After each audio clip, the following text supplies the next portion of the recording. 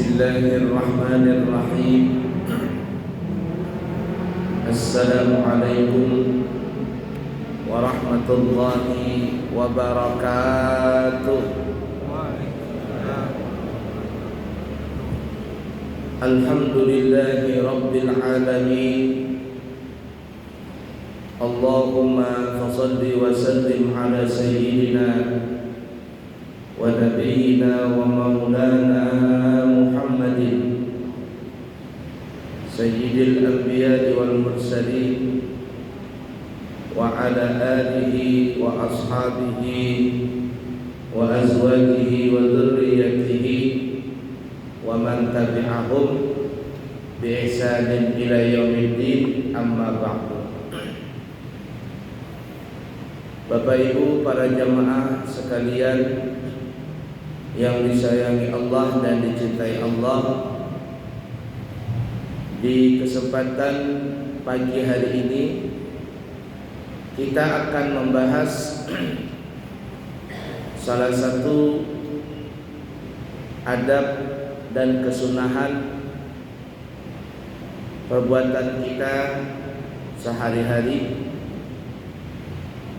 yaitu adab dan kesunahan dalam memakai sendal. Memakai sendal ini adalah salah satu perbuatan yang dilakukan oleh Nabi kita Muhammad sallallahu alaihi wasallam. Bahkan sampai sekarang kita bisa melihat peninggalan sendal Nabi kita Muhammad sallallahu alaihi wasallam.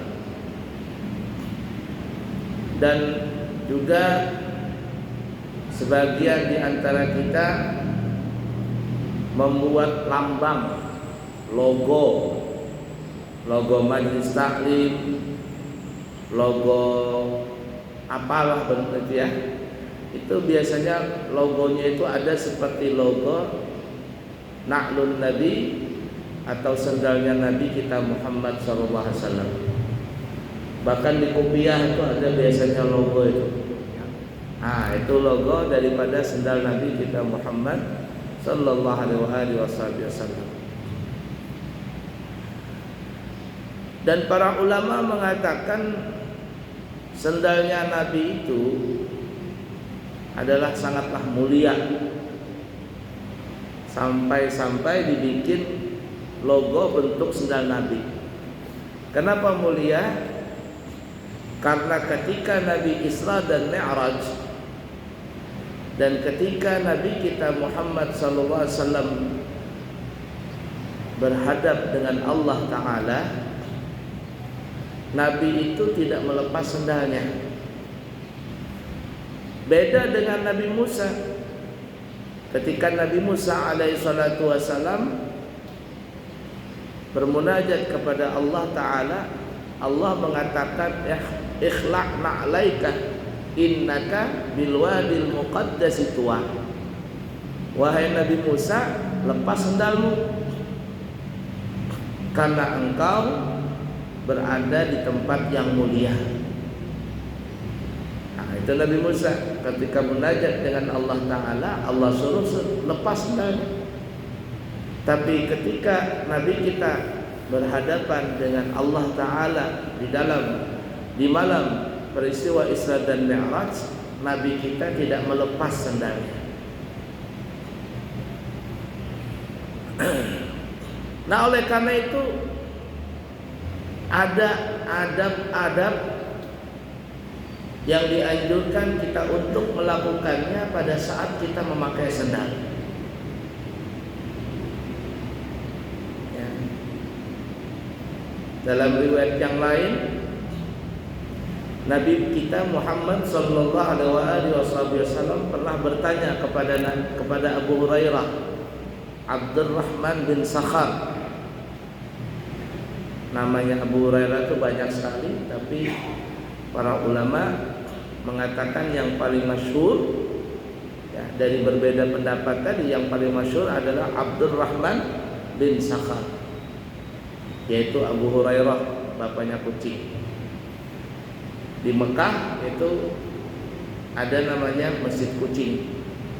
Orang kenal namanya Masjid Kucing. Orang kita. Cuman namanya Masjid Abu Hurairah. Sekarang masjidnya kayaknya tidak ada lagi.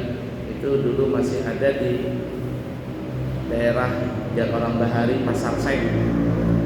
Nah, dibongkar pasarnya, peluasan masjid, tinggal namanya saja. Nah, sekarang yang masih ada itu ada Masjid Syajarah, masjid pohon. Nah, yang pernah pergi ke Mekah itu, kalau pernah ziarah ke sana dikasih tahu tuh sama pembimbingnya. Kami membawa jamaah kalau ke Makla ngasih tahu ini Masjid Syajarah, masjid pohon kurma, apa sejarahnya. Ada Masjid Liwa, Masjid Panji, Masjid Bendera, ada sejarahnya apa itu.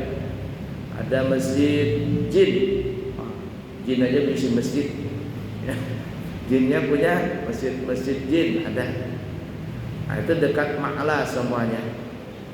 Di Makla biasanya kita berziarah ke Siti Khadijah radhiyallahu taala anha, Abdul Muttalib, keluarga Bani Hashim, Bani Abdul Muttalib, keluarga Nabi semuanya paling atas di Makla. Turun sedikit Sayyid Muhammad bin Alwi Al-Maliki, Sayyid Abbas, keluarga beliau. Turun sedikit Kiai Maimun Zubair. Nah, ini ya, salah satu ulama kita yang terakhir ini, yang sezaman dengan kita, yang berkubur di Makla adalah Mbah Kiai Maimun Zubair. Sekarang kalau ada orang meninggal tidak dikubur di Makla, di daerah lain, di Hujun atau di mana begitu. Orang yang berkubur di Makla itu adalah orang-orang yang mempunyai mempunyai jasa besar, atau mereka mempunyai keluarganya, negaranya melobi ke pemerintah Saudi, ke kerajaan Saudi agar bisa dikubur di Makla. Nah, jadi kalau orang meninggal di Mekah itu disyaratkan di Masjidil Haram, tapi belum tentu dikubur di Makla. Turun sedikit ke bawah lagi, Syekh Muhammad Nawawi Al-Bantani, gurunya seluruh guru Nusantara. Nah, larinya banyak ke Syekh Muhammad Nawawi Al-Bantani. Turun sedikit lagi ke bawah, itu kuburnya Habib Abdul Qadir bin Ahmad As-Segaf dan keluarga beliau, wali kutub yang di Jeddah ya, sezaman juga. Artinya kita masih menemui itu Habib Abdul Qadir bin Ahmad As-Segaf. Turun sedikit ke bawah, keluarga Bani Alawi, para habaib ya. Nah, jadi kalau ada yang anti, yang mengingkari keturunan Ba'alawi ya, keturunan Ubaidillah, nah itu aneh itu. Padahal di Makla itu ada khusus pekuburan bebuhan Bani Alawi, bebuhan habaib, bebuhan Bani Ubaidillah, ada kuburannya, ada Segaf, ada Al-Haddad, Ahdal, itu kuburannya. Nah, termasuk juga Sultanul Ilm, rajanya ilmu yang pernah datang ke sini, ke masjid kita. Masih ada hidup guru kita Abu Ahmad Syarwani, yaitu Habib Salim bin Abdullah Asy-Syatiri. Habib Salim bin Abdullah Asy-Syatiri, kami mengambil sanad keilmuan banyak dengan beliau, termasuk adalah gurunya Habib Hasan Habsyi dan guru-guru yang lain ya. Itu Habib Salim bin Abdullah Asy-Syatiri berkubur di Makla. Ala kulli hal, mudah-mudahan yang belum berangkat umrah dan haji segera berangkat insyaallah. Amin. Kalau belum berangkat, rajin-rajinin baca surah Yasin. Karena surah Yasin itu kata Nabi 5 quri Allah. Orang baca Yasin itu niatnya untuk apa? Kalau ingin niat segera berangkat haji dan umrah, sering-sering baca surah Yasin. Enggak mempan juga, enggak berangkat juga, baca surah Waqiah. Kenapa? Karena Waqiah untuk mempermudah masalah rizki yang macet-macet tuh. Nah, baca surat Waqiah dibanyakin. Bahkan ada cara khusus tuh yang ngambil sanad ijazah kepada jalurnya kepada Syekh Abdul Qadir Al-Jailani, baca surat Waqiah 14 kali di waktu asar, setelah asar. Ada doanya itu. Anda mempan juga, mungkin kebanyakan dosa, terlalu banyak dosa bahari terlalu banyak, dan tobat juga. Baca surat Tabarak untuk mempermudah di dalam alam kubur, karena orang yang tersiksa di alam kubur kebanyakan dosa. Yasin, Tabarak, Waqiah. Enggak mempan juga, Yasin enggak mempan juga, Waqiah enggak mempan juga, enggak berangkat juga, Tabarak enggak berangkat juga. Terakhir baca surat Tanah. Surat Tanah dibaca, alias kalau ada rezeki dijual tuh tanah, berangkat umrah. Sudah umur tuha belum sua berumrah, belum sua juga berhaji. Nukar mobil bisa, nukar motor bisa, nukar rumah bisa, bebini 2, 3 bisa, berumrah kada kawa. Jar Bang Haji Roma Irama sungguh terlalu. Di Mekah ada Masjid Abu Hurairah, sampai sekarang enggak ada. Jadi Abu Hurairah ini jar Nabi, ya Abu Hurairah, kau melakukan ibadah apa? Kok aku mendengar terompahmu itu sampai ada di surga. Jadi Abu Hurairah itu ibarat kata berjalan di dunia nih, jalan kaki di dunia, sidin berjalan, tapi sendalnya sudah nyampe di surga. Suara sendal tuh ketepak, bagaimana orang pakai terompah itu, pakai sendal kelopak kedengaran sampai di surga. Kau punya amalan apa? Kok bisa sampai makam seperti itu? Kata Abu Hurairah, ya Rasulullah, amalku kada banyak. Bahasa kitanya nih ya. Kalau nang wajib pastilah. Kalau wajib itu jangan ditanya lagi, itu punya wajib. Nah, cuman aku punya amalan, kata Abu Hurairah. Setiap selesai aku berwudu, maka aku melaksanakan salat sunnah wudu. Selesai berwudu, melaksanakan salat sunnah 2 rakaat. Bahasa kita salat sunnah wudu. Nah, itu amalannya Abu Hurairah. Setelah berwudu, salat sunnah wudu. Nah, oleh karena itu para ulama kita menganjurkan salat sunnah wudu, dan boleh digabung dengan salat sunnah yang lainnya. Kita imam berwudu di sini atau berwudu di rumah, kemudian kita ke masjid, masuk ke masjid, salat tahiyatul masjid dan salat sunnah wudu boleh digabung. Boleh digabung. Itu amaliyah daripada Abu Hurairah Abdurrahman bin Sakhar. Nah, oleh karena itu kembali kita ke hukum atau permasalahan tadi. Begitu banyaknya riwayat yang berkaitan dengan sendal, maka di dalam Islam diajarkan tentang adab-adab kesunahan memakai sendal. Saking telitinya ya dalam agama kita, sendal pun diajarkan bagaimana cara memakainya. Yang pertama, sunnah memakai sendal itu dimulai dengan kaki kanan. Ya, ini sendal yang kanan dipakai dulu, kakinya kaki kanan. Dan ketika melepasnya dimulai dengan sendal yang kiri atau kaki yang kiri. Jadi kaki kanan dulu memakai sendal, baru kaki kiri. Melepasnya kaki kiri berdahulu, baru kaki kanan. Ini coba lihat, kalau orang kada beradab, dia memakai sendal itu bebarengan, melepas sendal pun juga bebarengan, kada beradab. Bagaimana caranya ya? Nah, ini ya, lihat ya. Ini umpas sendal kanan ya, sendal kanan. Ini umpama sendal kiri. Nah, ya. Bisa kita pilihkan ya. Ini sendal kanan, ini sendal kiri. Jadi kalau kita keluar dari masjid, kan keluarnya kaki apa? Kaki kiri, jangan kaki kanan keluar masjid. Ini sendal kita umpama, sendal kanan, sendal kiri. Nah, kita keluar dari masjid, kaki kiri berdahulu. Kaki kiri kita ini ditaruh di atas sendal yang kiri, jangan dipakai. Ditaruh di kaki, di sendal kiri, kaki kiri, taruh sini. Tek. Jangan dipakai. Nah, setelah itu kaki kanan masuk ke sendal yang kanan. Cek. Pahamlah? Kaki kanan masuk ke sendal yang kanan. Setelah itu baru kita lepas lagi kaki kirinya, masukkan ke sendal kiri. Begitu caranya. Keluar masjid sekali lagi. Nah, tek keluar masjid, kaki kiri, taruh kaki kiri di atas sendal kiri. Tak. Baru kaki kanan langsung masuk ke sendal kanan. Angkat kaki kiri, lalu masukkan kaki kiri kembali ke sendal yang kiri. Hanya berjalan. Kalau melepas begitu juga. Sampai lepas kaki kiri, anak masuk masjid nih. Lepas kaki kiri dari sendalnya, kita taruh kaki kiri di sendal yang kiri. Kemudian sendal kaki kanan lepas, langsung masuk ke masjid. Hanya kaki kiri, cek begitu. Mudah aja.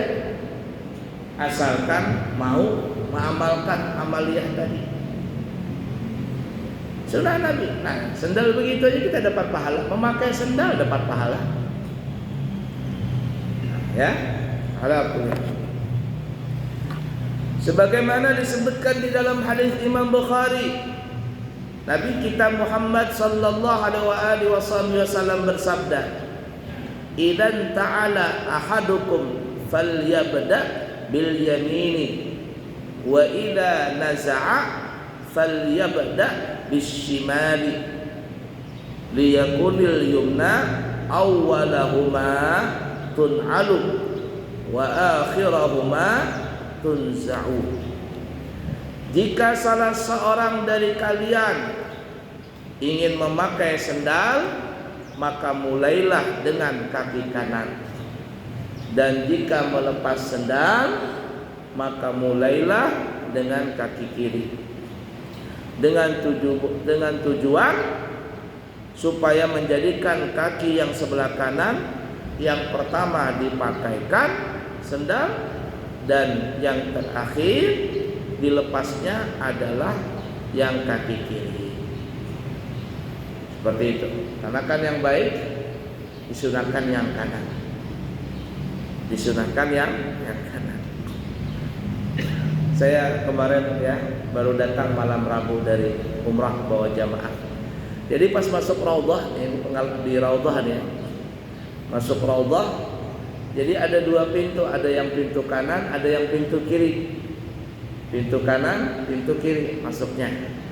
Jadi kata penunggunya ini polisinya ini, turid yumna aw yasar. Katanya kalian mau masuk yang kanan atau yang kiri? Pintu yang mana mau masuk?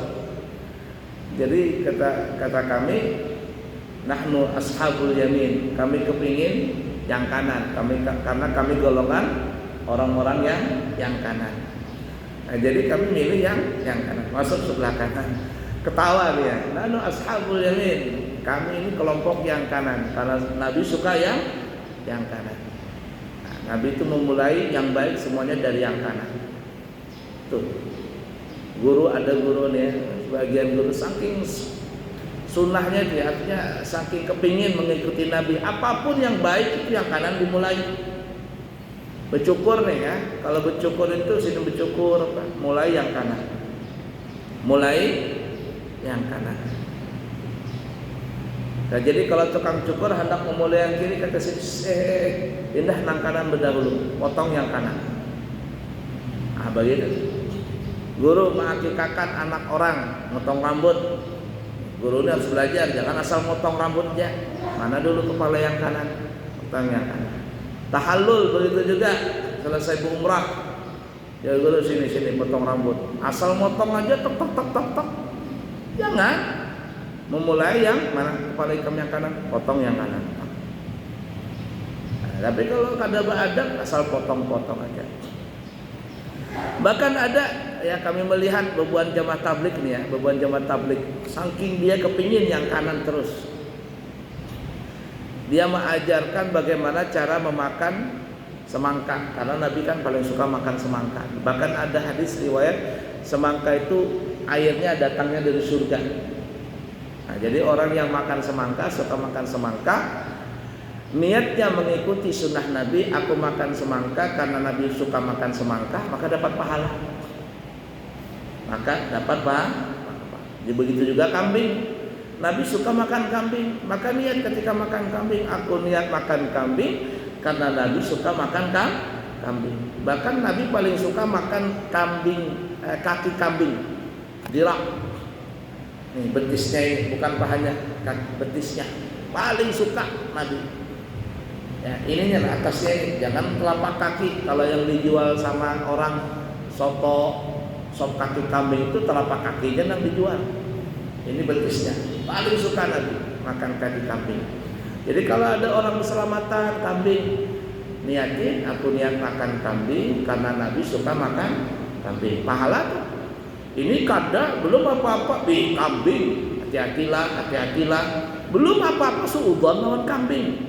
Biar kambing meraju aku, ayo kamu makan, tambahi sekalian penyakit.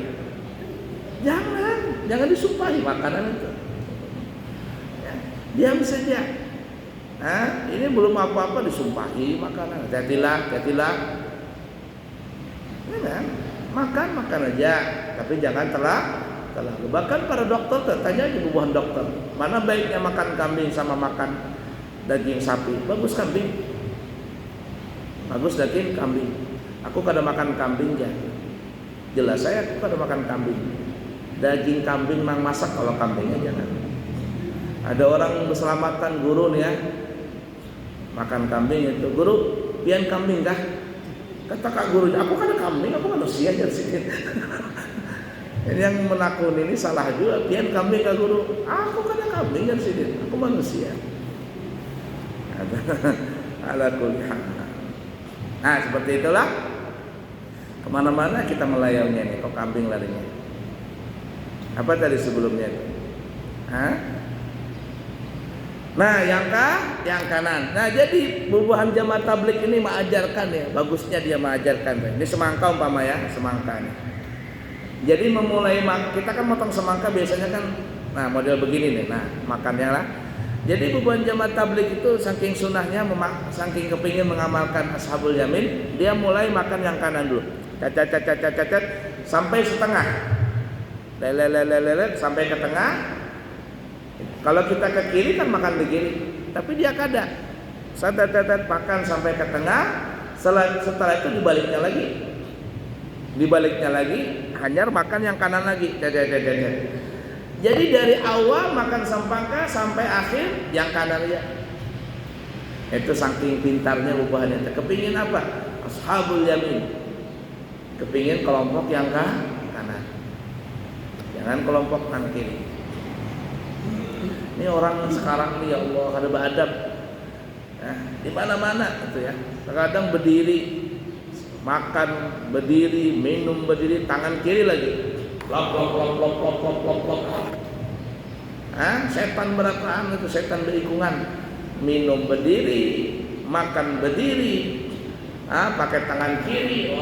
Yang parah tuh kalau kekanakan sekolah tuh, minum tangan kiri, bebandiran, berjalan pulang, sambil berjalan sambil ngomong tangan kiri, imbah makan, imbah minum, plak, sampahnya dibuang ke jalanan. Setan berikungan itu.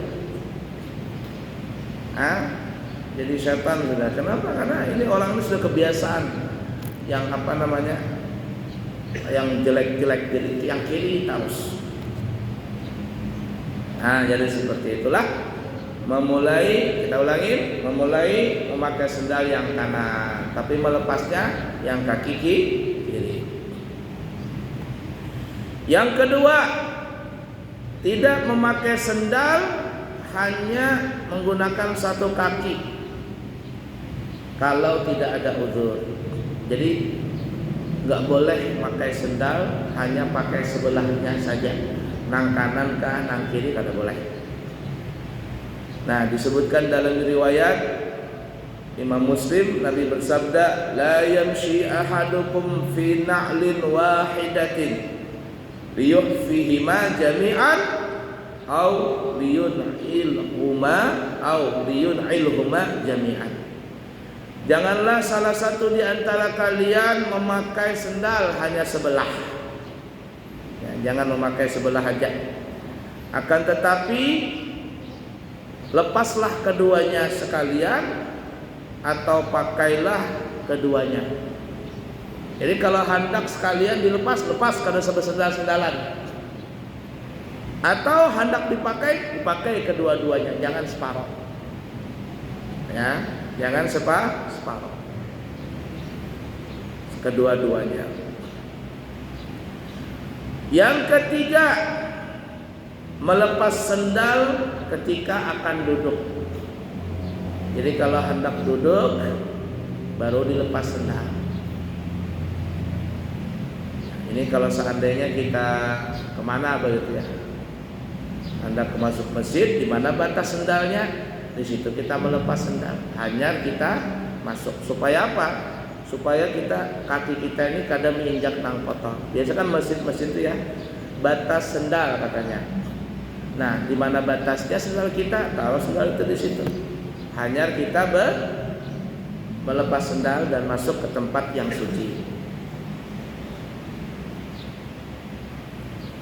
Kemudian jika salah satu tali sendal itu putus, maka janganlah berjalan dengan satu sendal, tetapi lepaslah dan perbaikilah tali sendal yang putus tadi, kemudian pakai lagi.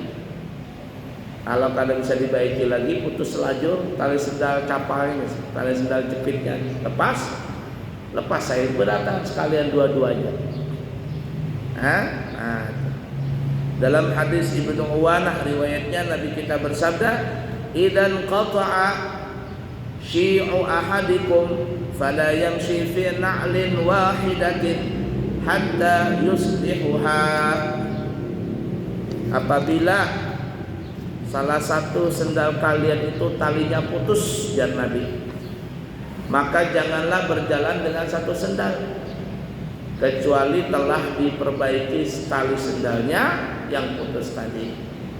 Jadi kalau memang putus sendalnya, dah sekalian ceker ayam jar orang kita, sekalian telapak kaki ayam pada sebesendal sama sekali. Atau perbaiki dulu, hanya dipakai keduanya. Nah, itu ya. Kemudian memakai sendal. Gini ya, sebelum kita masuk,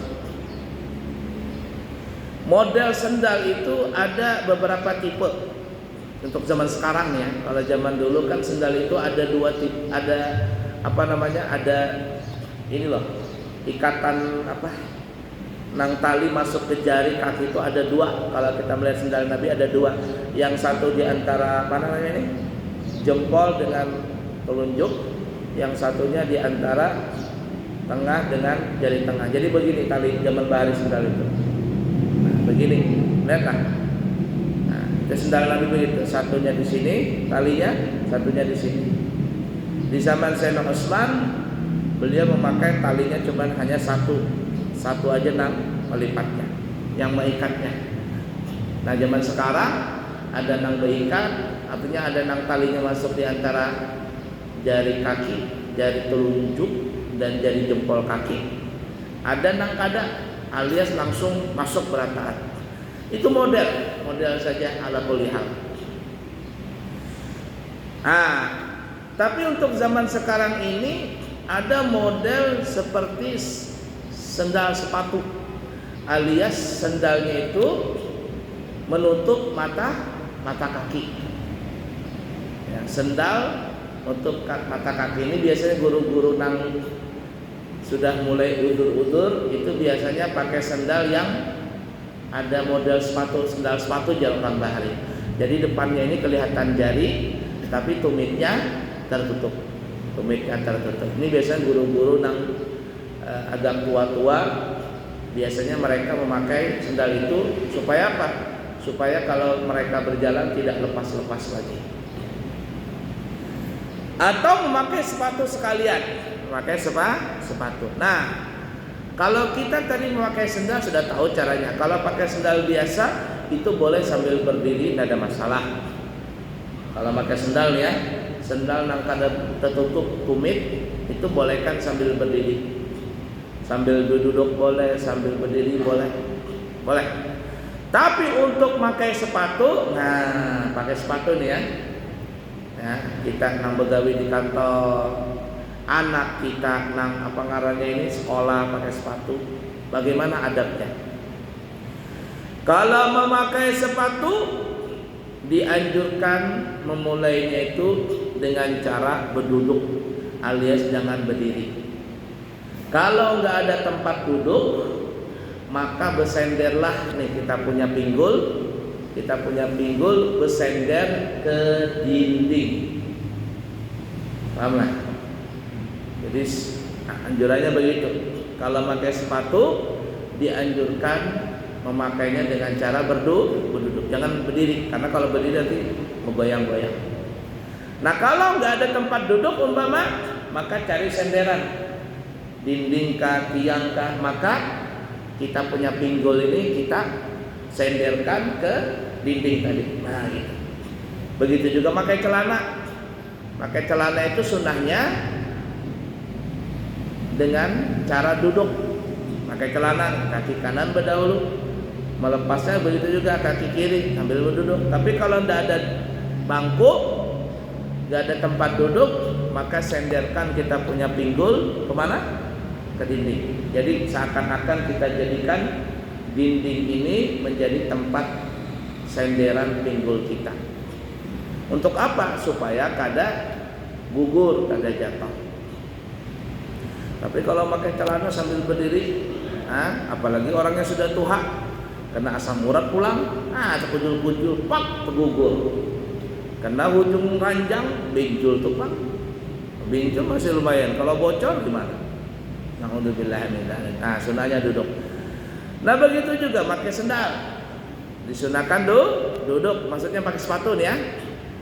Dalam riwayat Imam Ibnu Majah, ya, Nabi kita menyebutkan dari sumber dari Abu Hurairah, nah Rasulullah sallallahu alaihi wasallam ayyan ta'ila rajulu qa'ima.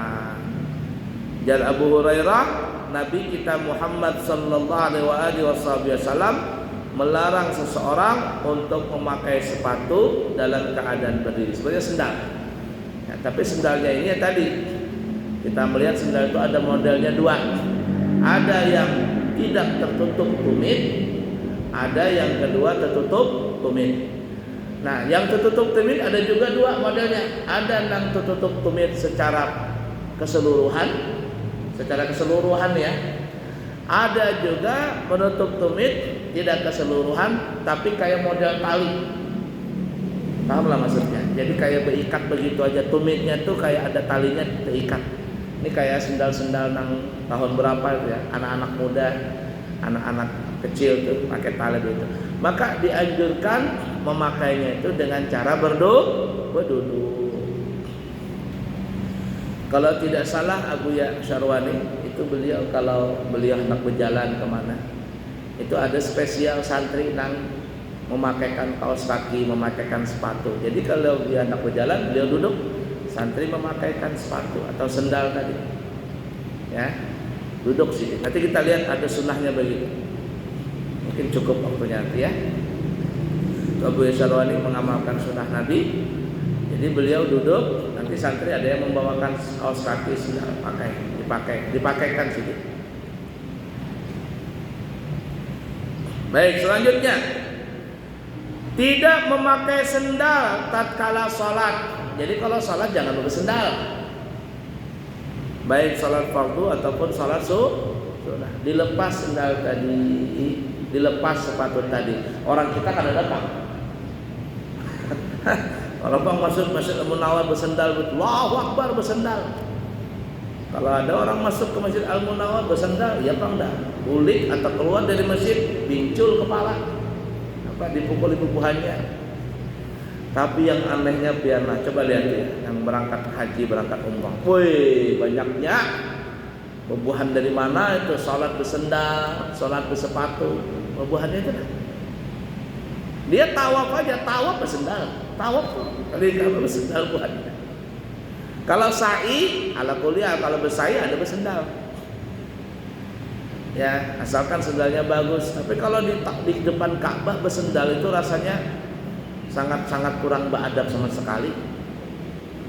Sendal, sholat bersendal juga, jangan.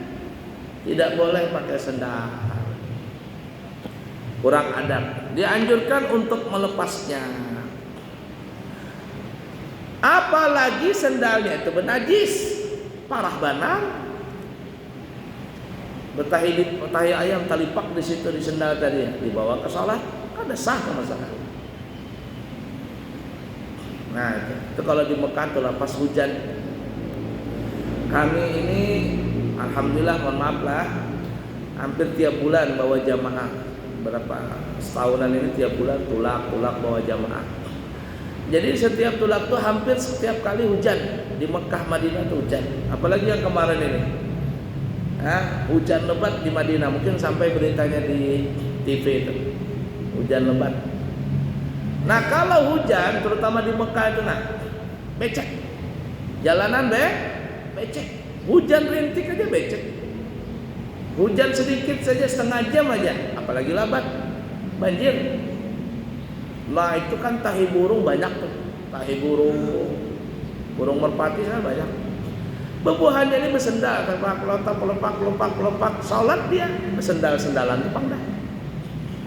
Ya karena mungkin mazhabnya beda ya. Kalau mazhab yang lain, kotoran binatang yang boleh dimakan itu bagi mereka kada najis.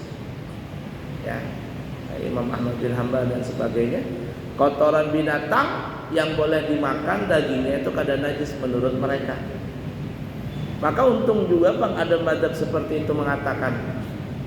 Kenapa? Karena kalau seandainya kita berpatokan dengan mazhab Syafi'i, semua kotoran binatang itu najis, agak repot.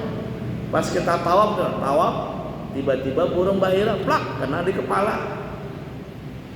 Burung merpati terbang di sekitar Ka'bah itu. Pelepak dia plak kena kepala tahi burung. Kalau mazhab Syafi'i batal kita punya tawaf tadi. Alias bersihkan dulu baru sambung. Tapi karena ada ulama yang mengatakan, mazhab yang lain yang mengatakan tahi burung itu kada najis karena burungnya bisa dimakan, maka tidak apa-apa. Nah, tapi kita mazhab Syafi'i kalau bisa berusaha hindarkan sendal nang kada yang bernajis tadi. Sehingga kami kalau mengajarkan ya, kami membawa bebuahannya itu umrah, bawa tawaf sa'i. Kami mengajarkan sebelum kita naik, sebelum kita menuju ke Ka'bah, depan Ka'bah tawaf, cuci sendal berdahulu. Jadi turun dari tangga, nah coba sendalnya kumpulkan dia kami. Yang berbinian mana lakinya, bawa sendalnya bininya. Itu kita ke wuduan situ, belakang tangga Masjidil Haram itu ada tangga, ada tempat wuduan. Kita ke sana, kita cuci kita punya sendal. Cuci sendal dulu tuh supaya apa? Siapa tahu Pak ada tahi burung apa tuh, cuci dulu. Setelah dicuci, lap, pakai tisu ke apa? Hanya dimasukkan di dalam tas. Nah, tas ini tas umroh nah ini tasnya. Masukkan di sini. Hanya dibawa di dalam tas, bawa tawaf.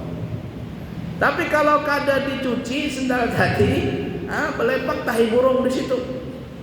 Bawa dalam tas, digantung di badan kita. Maka orang tawaf itu syaratnya adalah bersih badan pakaian tempat dari najis. Orang tawaf itu sama kayak orang sholat, syaratnya itu.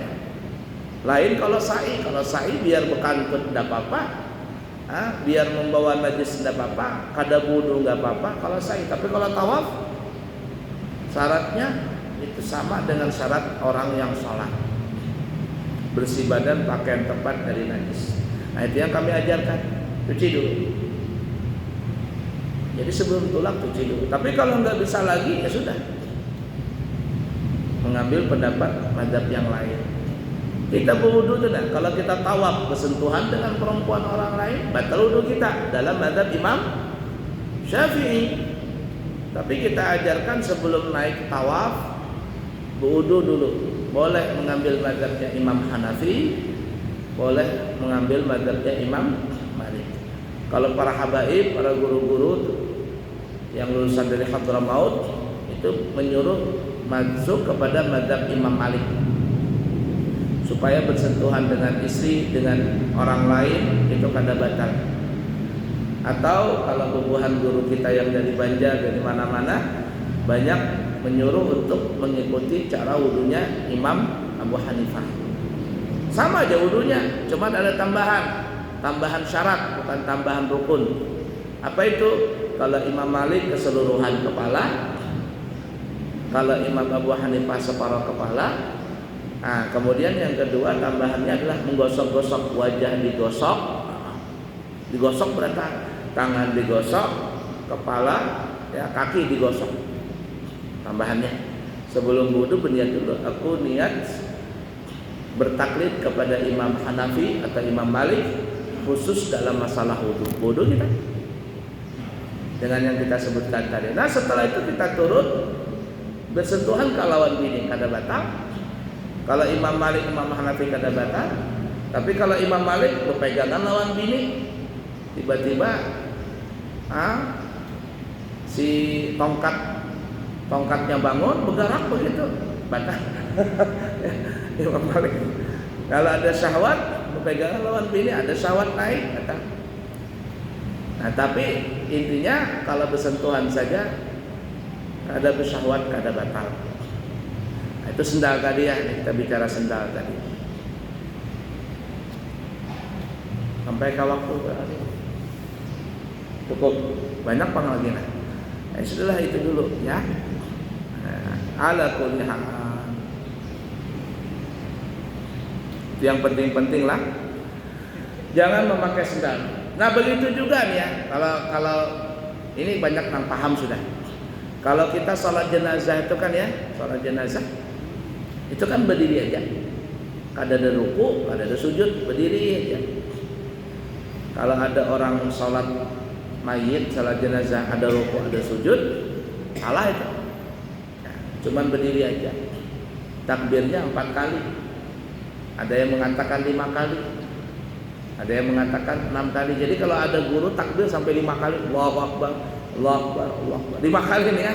Atau 6 kali biarkan. Tidak batal karena ada riwayat seperti itu. Tapi jangan kurang dari 4 kali. Ya, minimal 4 kali takbir. Allahu Akbar, Allahu Akbar. 5 kali sah, 6 kali sah. Tapi kalau cuma 3 kali, ini bermasalah.